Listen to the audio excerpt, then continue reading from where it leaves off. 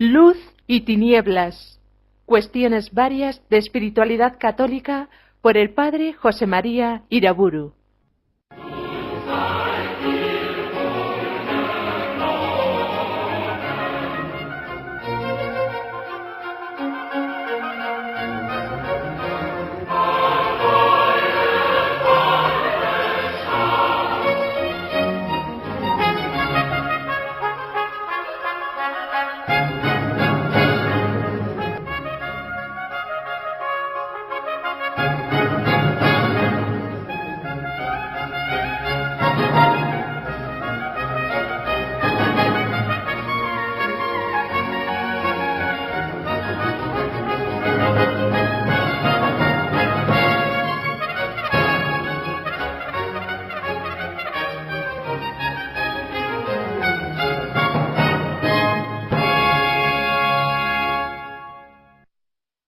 En el nombre del Padre, del Hijo y del Espíritu Santo.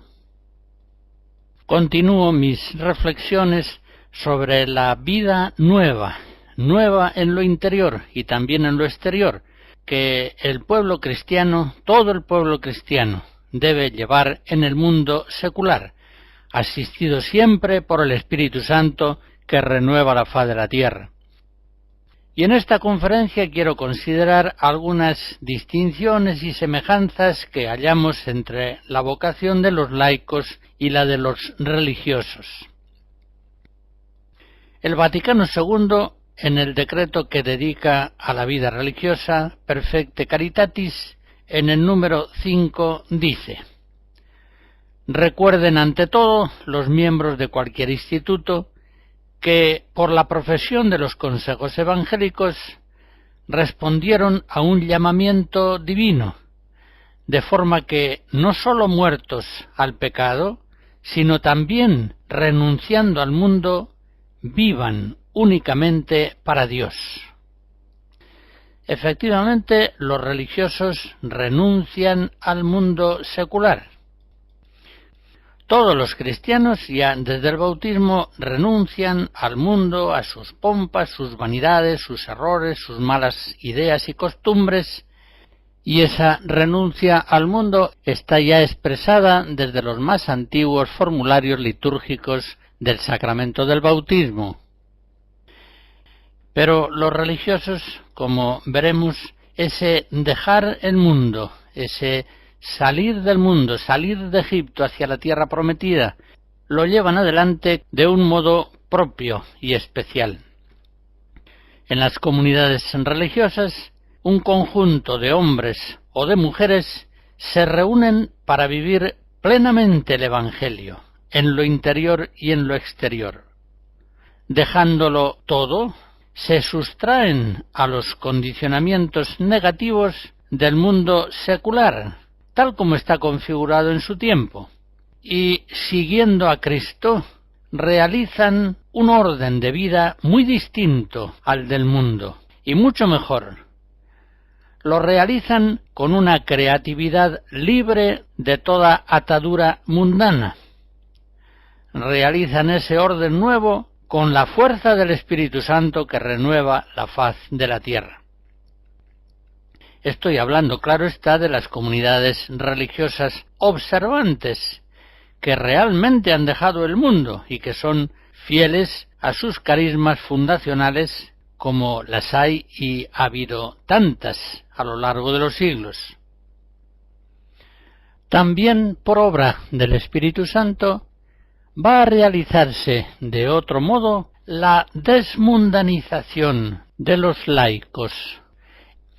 Por una parte son seculares, deben permanecer en el mundo, pero por otra parte han de afirmar que, estando en el mundo, no son del mundo. Y bajo la acción de la gracia están llamados a configurar personal y comunitariamente una forma de vida nueva, una forma de vida en la que todo quede bajo la inspiración del Espíritu Santo, bajo su luz y su verdad.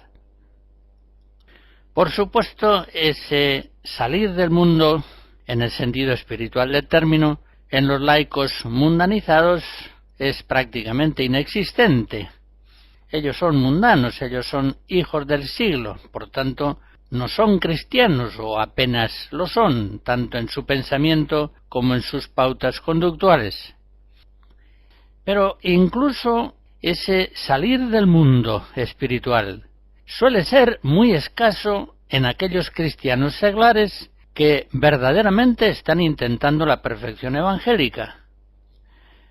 Con la ayuda de la gracia han convertido el agua del hombre viejo en vino del hombre nuevo.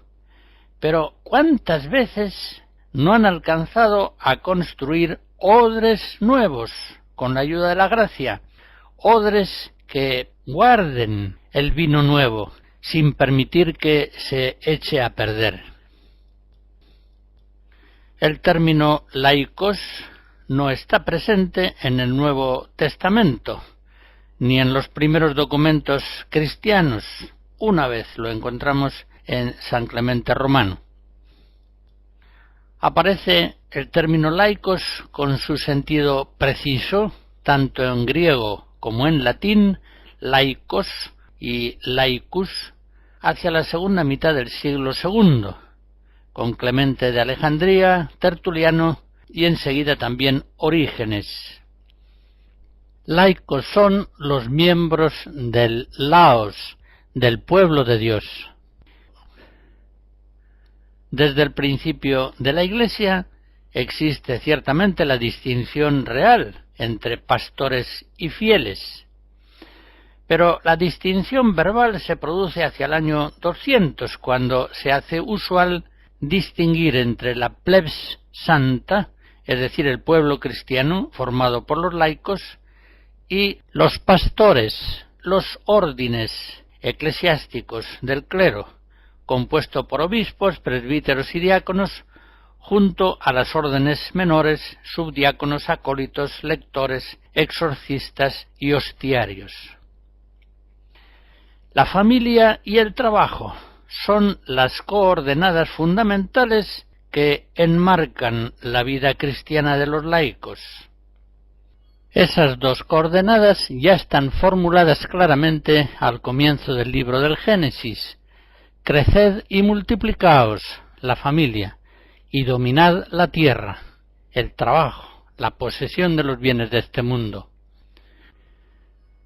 En ese mismo sentido, por ejemplo, para la Didascalia Apostolorum, documentos de comienzos del siglo III, es propio de los laicos el matrimonio, tener hijos y educarlos santamente. Y junto a ello continúa diciendo la Didascalia, dominar y poseer la tierra por el trabajo. Por otra parte, para hacernos una idea de la composición antigua de la Iglesia en el aspecto cuantitativo, podemos recordar los datos de la Iglesia de Roma a mediados del siglo III, cuando la ciudad contaba con unos 100.000 habitantes. Según refiere el Papa Cornelio, hacia el año 250, hay en su iglesia local 46 presbíteros, 7 diáconos, 7 subdiáconos, 42 acólitos, 52 exorcistas, lectores y hostiarios, con un pueblo, laos, de ahí viene la palabra laicos, muy grande e innumerable. Hoy los historiadores calculan que en aquella Roma de unos 100.000 habitantes serían unos 30.000 los cristianos laicos.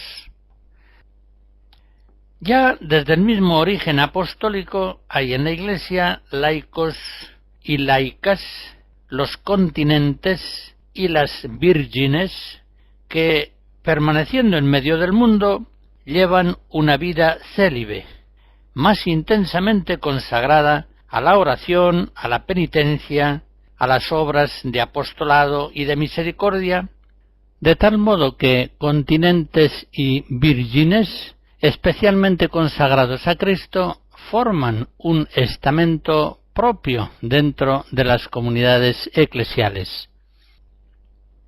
Pronto se irán uniendo, sobre todo el orden de las vírgenes, para llevar una vida común, a veces en una misma casa incluso, manteniéndose normalmente de sus trabajos.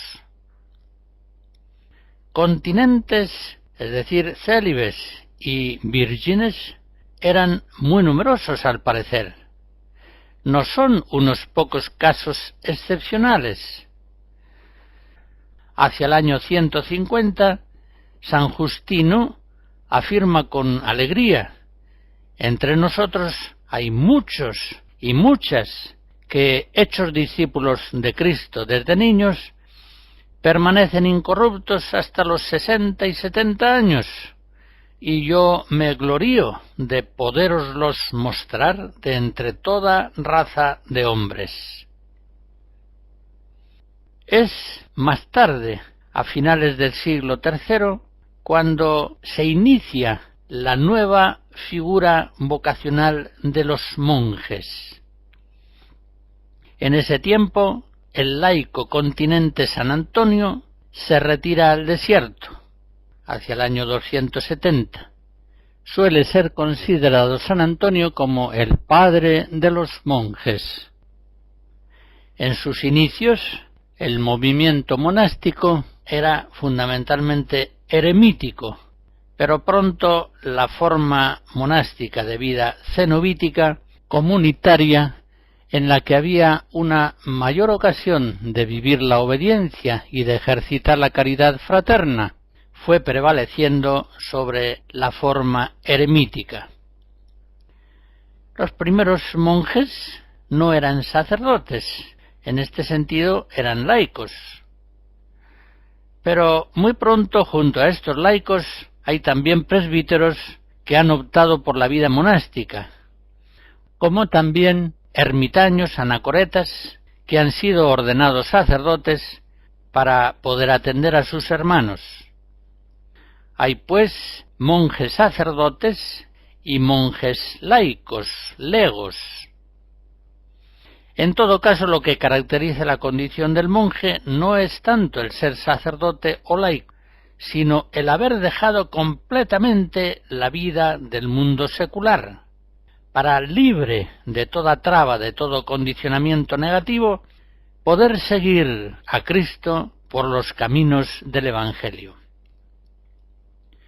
A mediados pues del siglo IV, hallamos ya en la Iglesia la triple división que estará vigente hasta nuestros días: laicos, clérigos y monjes, o si se quiere, religiosos, en un sentido más amplio y variado.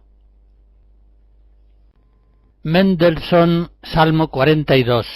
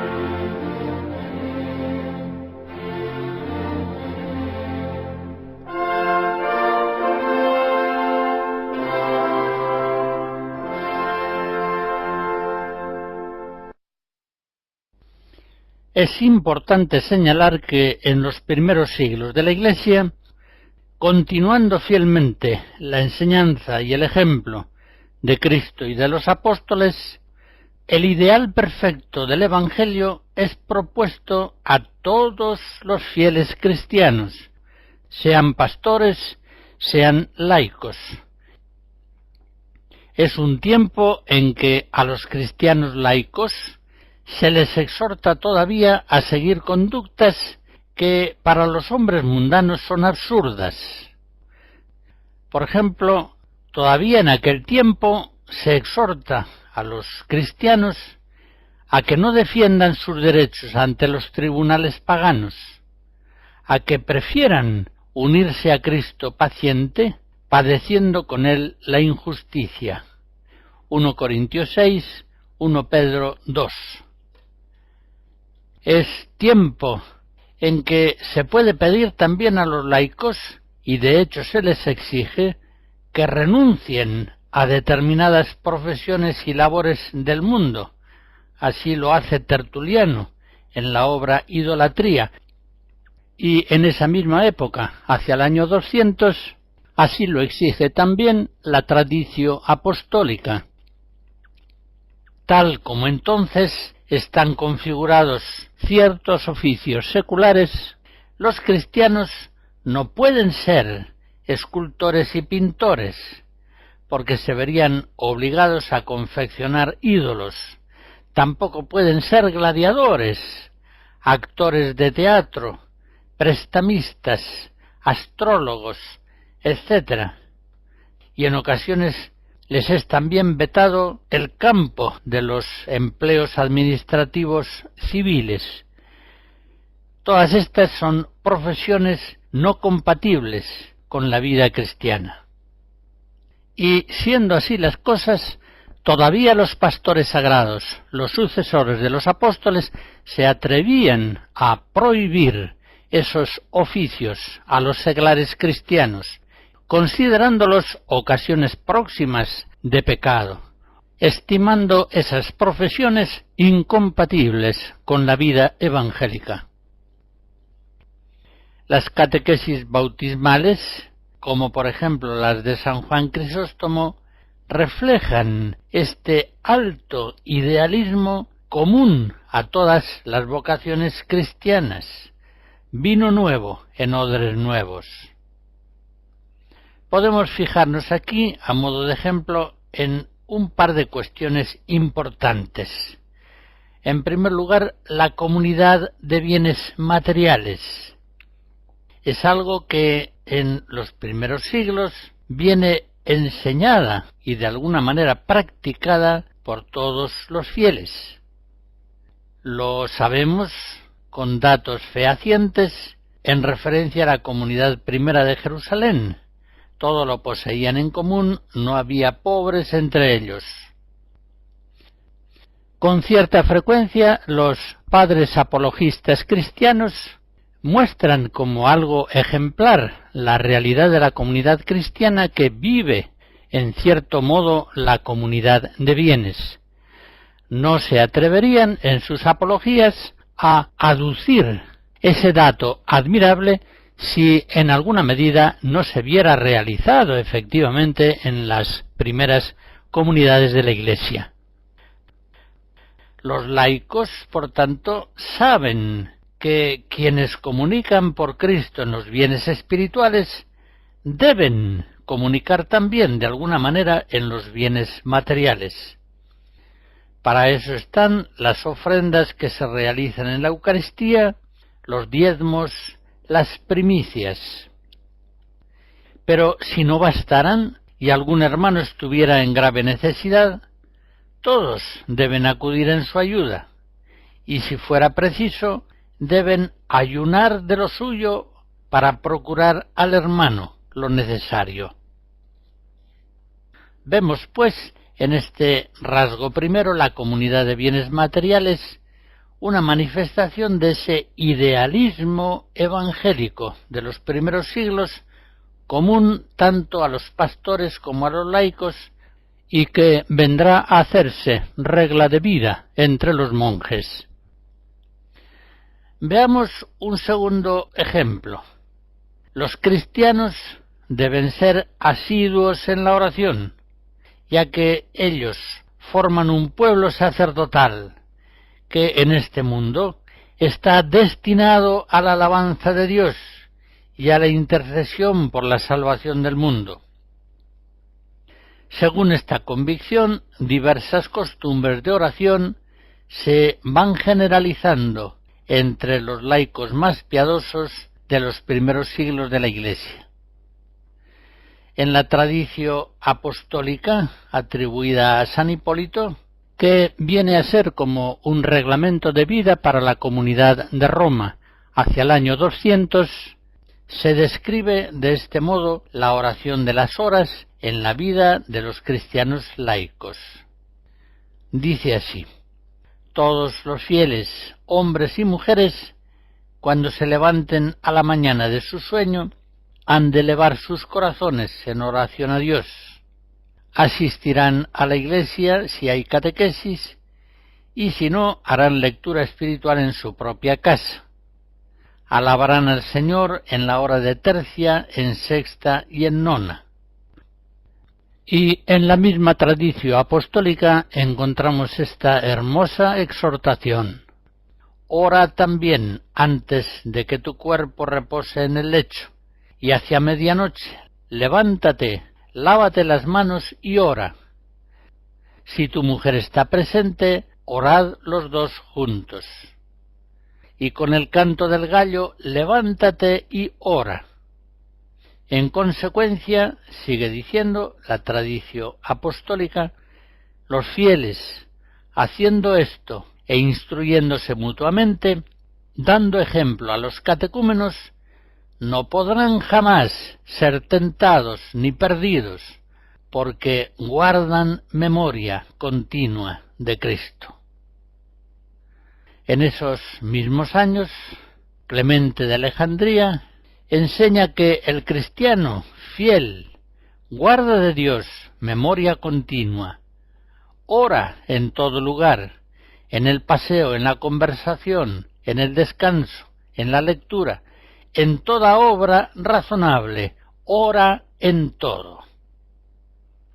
Son pues unos siglos en que los laicos cristianos con razón son llamados santos, agioi. Así lo vemos en muchos lugares del Nuevo Testamento, por ejemplo en Romanos 8, Éfesos 1, Colosenses 1. El término santos a veces se aplica incluso a ellos precisamente, a los que no tienen autoridad pastoral. Por ejemplo, en Filipenses 1 dice San Pablo: todos los santos en Cristo Jesús, con los obispos y diáconos. Hay, por otra parte, en esa época grandes maestros de la doctrina y de la espiritualidad cristiana que son laicos, como San Justino, que muere en el año 163, y Orígenes, fallecido en 253, hombres laicos de vida muy santa.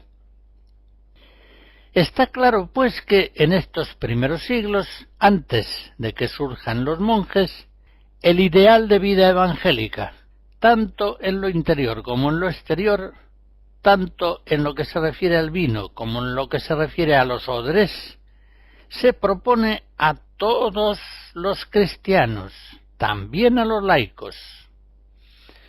Es el programa de vida perfecta que, poco más adelante ya, sólo los cristianos, monjes y religiosos se propondrán vivir con un claro y explícito compromiso.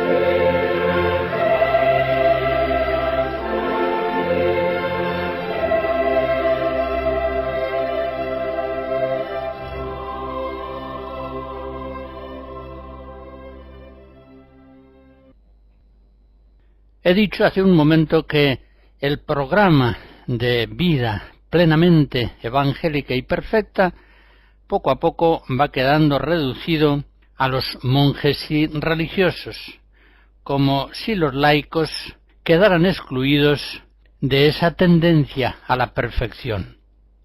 Quizá la afirmación sea un poco excesiva, conviene matizarlo.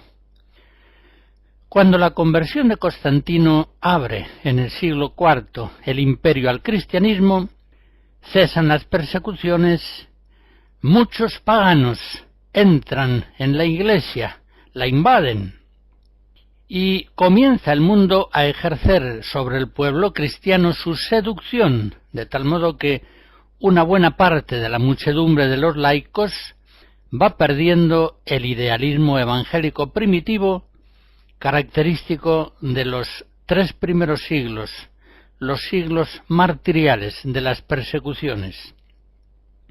Es, por supuesto, un proceso muy complejo que se falsifica si se hace de él una simplificación, y que se da, por supuesto, con acentos diversos en las distintas regiones de la Iglesia. En todo caso, es entonces, en el siglo IV, cuando surge el monacato, y surge en buena parte como reacción al descenso espiritual generalizado del pueblo cristiano.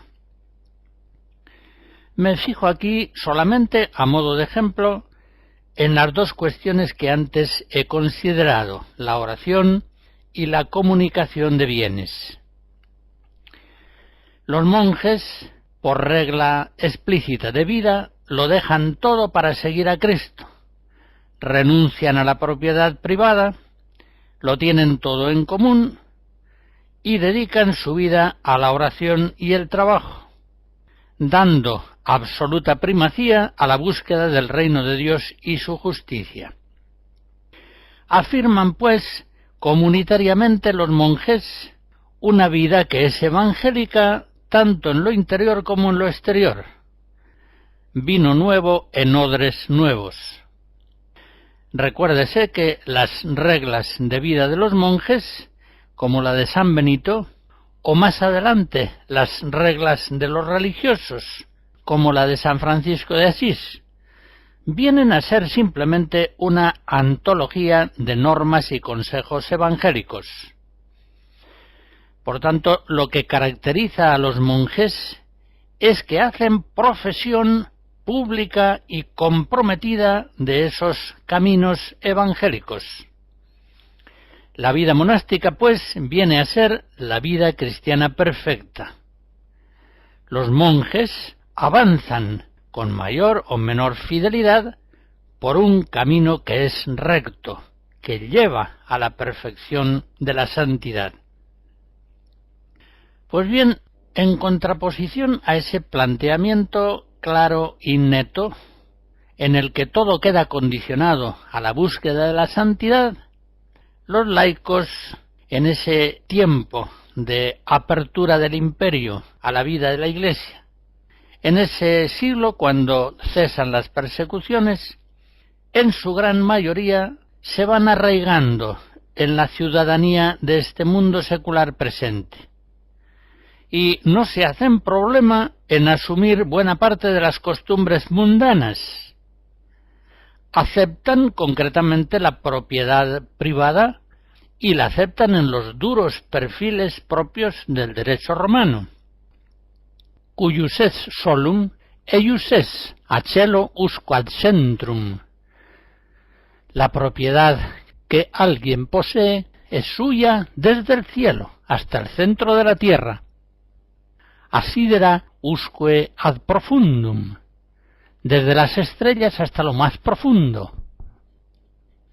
Parece increíble que un pueblo cristiano que en su tradición, ya desde los Hechos de los Apóstoles, tenía como norma la comunidad de bienes, en algún modo realizada, pudiera hacer suyo un concepto tan duro de la propiedad privada. Y sin embargo, asimiló la visión mundana de la propiedad sin mayores problemas. Estos que podríamos decir nuevos cristianos, medianamente mundanizados, al dedicarse a los asuntos del mundo visible, dan con frecuencia primacía a las añadiduras sobre el reino de Dios y su justicia, es decir, sobre la búsqueda de la santidad.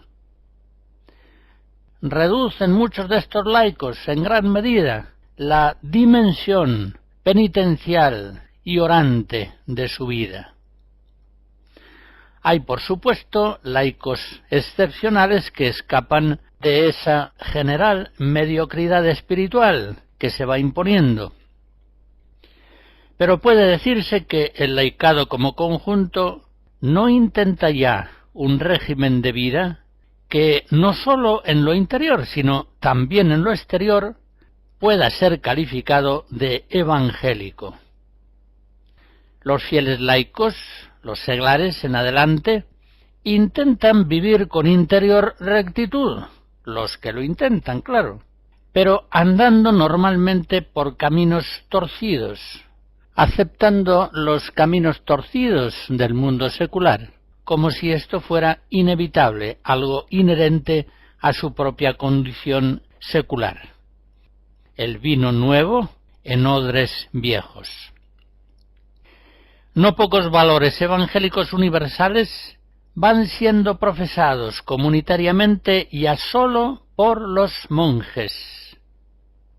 Estar muertos al mundo, vivir como peregrinos y forasteros, mantener una oración continua, orar siempre, estar dispuestos a renunciar a todo con tal de poseer a Cristo, procurar limitarse a lo necesario en la austeridad de una vida de pobreza, comunicar con los hermanos en los bienes materiales, con los mismos hermanos con los que se comulga en los bienes espirituales, etc. Todos estos valores, siendo sin duda ideales evangélicos comunes a todos los bautizados, van caracterizando ya solamente la vida de los monjes.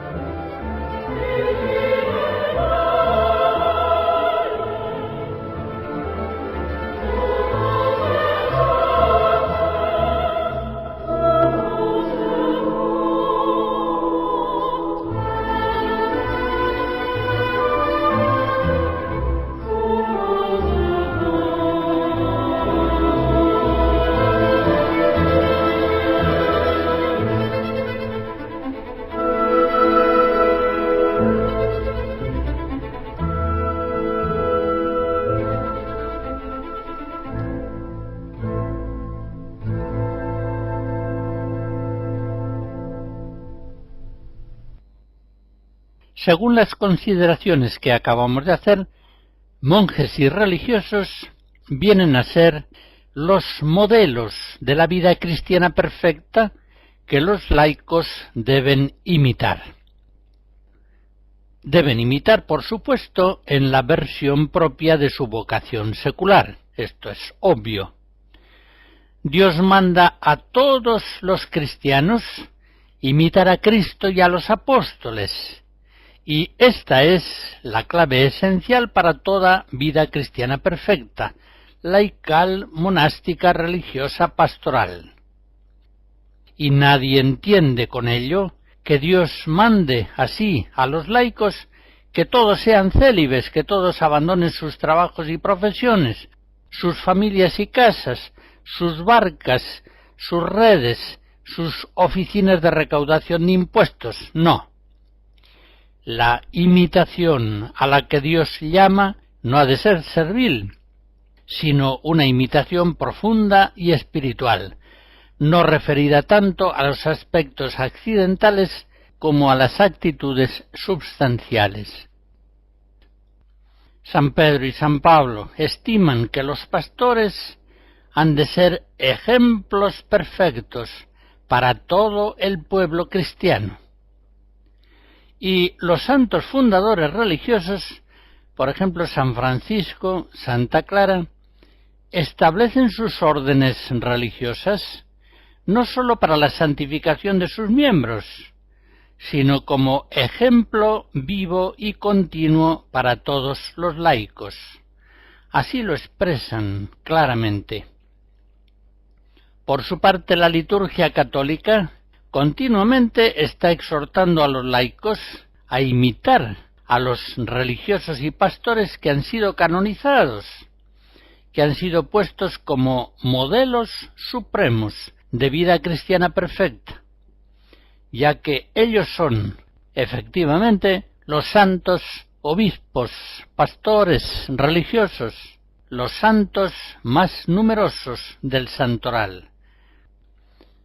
Viviendo el año litúrgico, ¿cuántas veces decimos oraciones como: oh Dios, que en tal santo, un obispo, un presbítero, un religioso, nos ofreces el modelo perfecto de amor a los pobres o de otras dimensiones de la vida cristiana?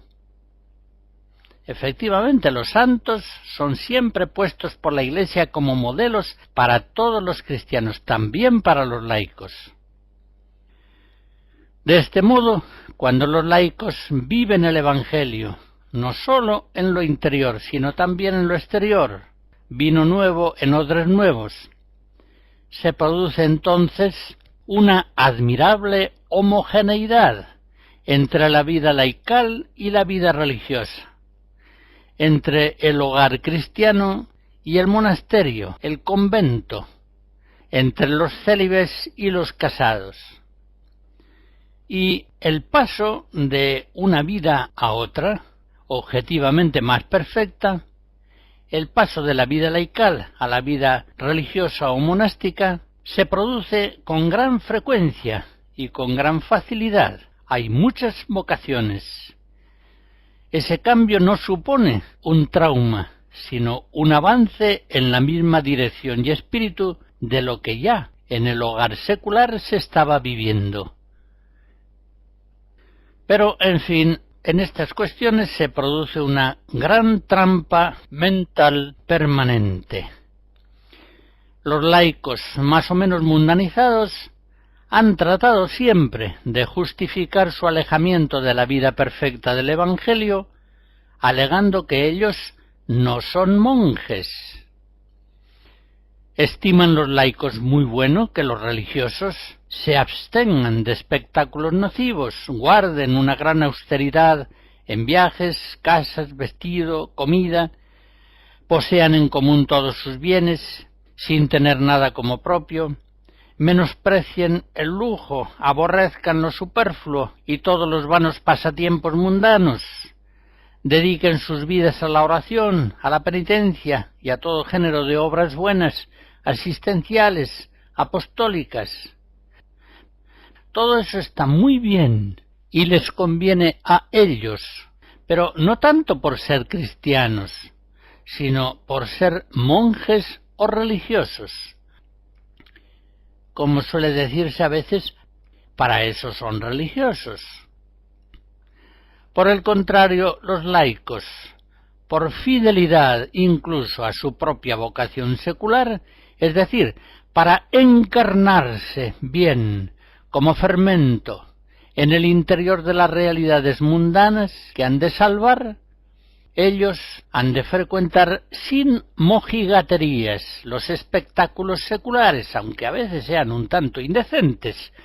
Deben asumir el estilo secular de sus conciudadanos en casa y viajes, comida, vestidos, pasatiempos, modas, playas y piscinas, posibles lujos, sin olvidar, eso sí, la oración y los sacramentos, la penitencia y las buenas obras de misericordia, que, según las premisas anteriormente señaladas, van a resultar, por supuesto, casi impracticables. Ellos, en cuanto laicos seculares, tienen por lo visto una especial gracia de estado que les permite verter habitualmente el vino sagrado del espíritu en los odres viejos, mundanos, seculares, avanzando, sin embargo, con rectitud por caminos torcidos, sin emplear mayormente sus fuerzas en tratar de enderezarlos.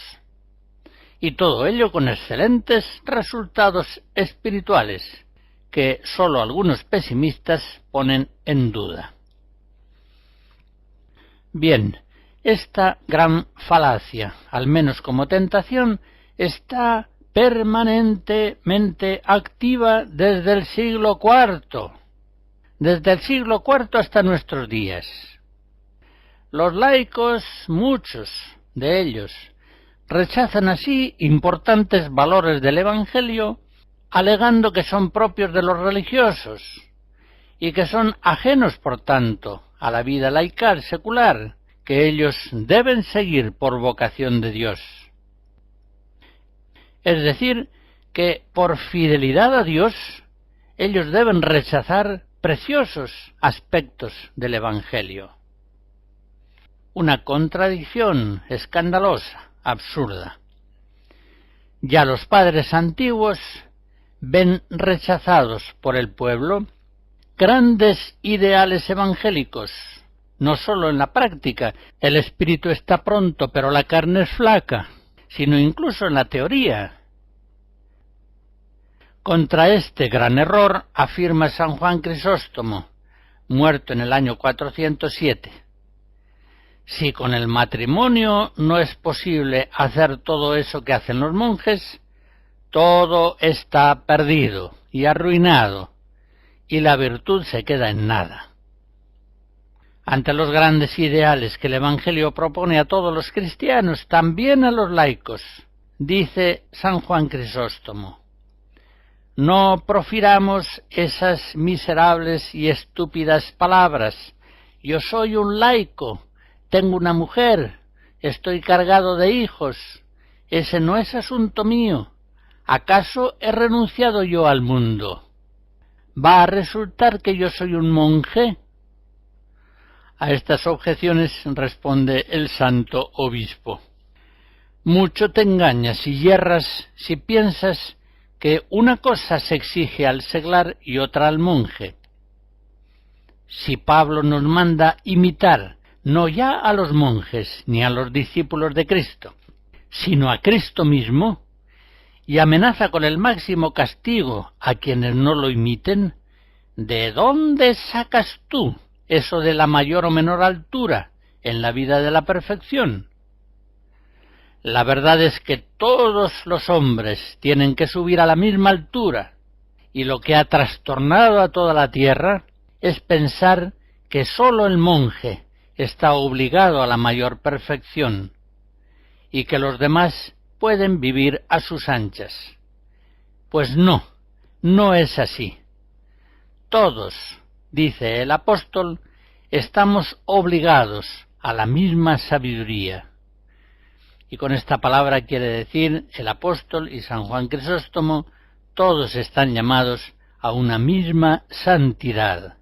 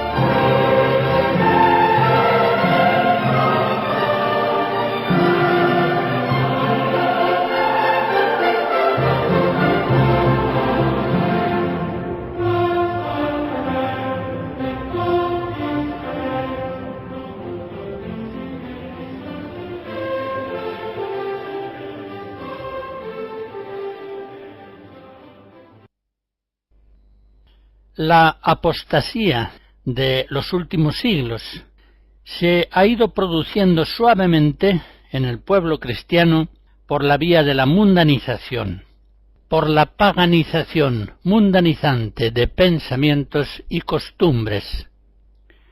Por eso, sin duda, en los laicos mundanizados, esa gran falacia mental abierta en el siglo IV, a la cual hemos aludido, actúa en una forma absoluta. Nosotros no somos monjes, nuestra vocación de laicos es propiamente secular, etc. Pero hoy también, como veremos, actúa de algún modo en aquellos cristianos más sinceros, que se ven afectados, sin embargo, por una concepción excesivamente diversa de la espiritualidad laical, excesivamente distinta de la profesada por la vida religiosa. Por otra parte, si los laicos se distancian excesivamente de los religiosos, fácilmente se ven privados de los más grandes maestros espirituales de la Iglesia, que justamente fueron en su mayoría religiosos o sacerdotes. Recuerdo aquí este tema muy brevemente, pero en la próxima conferencia lo desarrollaré con más amplitud. La vocación de los laicos a la santidad es una doctrina permanente en la historia de la Iglesia. Bastaría recordar que una cuarta parte de los santos canonizados en varios siglos de la Edad Media eran santos laicos, proporción que en los primeros siglos, los tiempos de las persecuciones, es todavía mayor. En nuestro tiempo, esta doctrina, la vocación de los laicos a la santidad, se ha acentuado considerablemente, como puede comprobarse en la historia de la acción católica, de los institutos seculares y de diversas obras y movimientos de gran envergadura. Esa vocación de los laicos a la santidad fue puesta de relieve muy especialmente en el Concilio Vaticano II. Recordemos concretamente la Lumen Gentium, el capítulo 4 sobre los laicos, el quinto, la universal vocación a la santidad en la Iglesia. Muchos autores, anteriores y posteriores al concilio, han insistido en esta misma doctrina. La espiritualidad laical ha seguido, a veces en el último tiempo, preconciliar y postconciliar, una orientación específica, acusando sus perfiles propios. En ese tiempo se han hecho muchos esfuerzos para establecer una espiritualidad seglar específica, con una fisonomía peculiar. Y esto indudablemente trajo consecuencias positivas. Revalorizó no poco en los laicos la conciencia de su vocación a la santidad. Aumentó el aprecio de los medios y modos de santificación que para los seglares les son más peculiares: la vida conyugal y familiar, el trabajo, las pequeñas cosas y circunstancias de cada día, etc.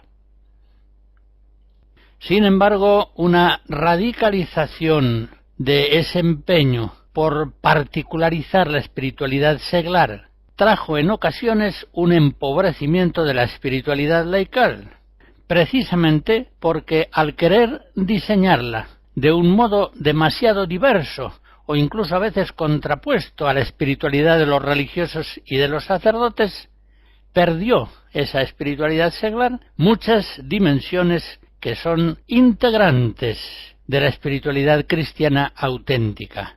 Perdieron no pocos aspectos de la vida evangélica.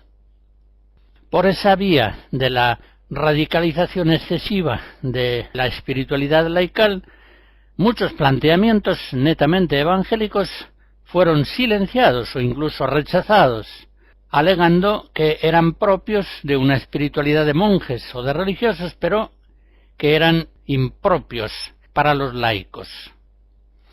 Como reacción a esta tendencia excesiva, también por ese mismo tiempo hay otros que reafirman la condición unitaria de todas las espiritualidades cristianas. No hay un evangelio para los religiosos y otro para los laicos. Hay un evangelio único y eterno, que en modalidades diversas ha de ser vivido por unos y por otros. Esta tendencia, que yo estimo más conforme a la tradición católica, pone el acento de las espiritualidades mucho más en lo substantivo a todas ellas, que es común, que en los aspectos adjetivos, propios de lo peculiar a cada una de las vocaciones cristianas.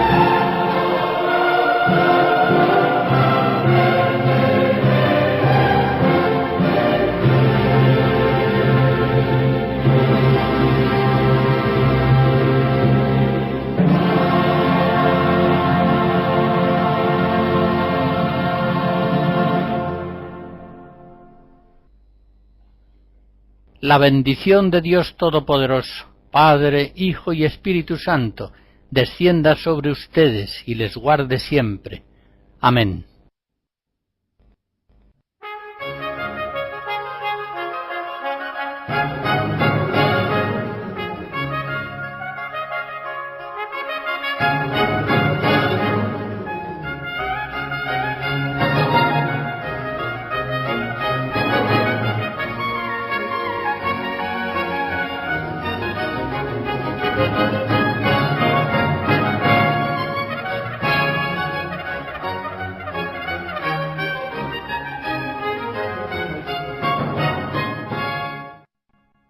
Hemos escuchado Luz y Tinieblas, cuestiones varias de espiritualidad católica por el padre José María Iraburu.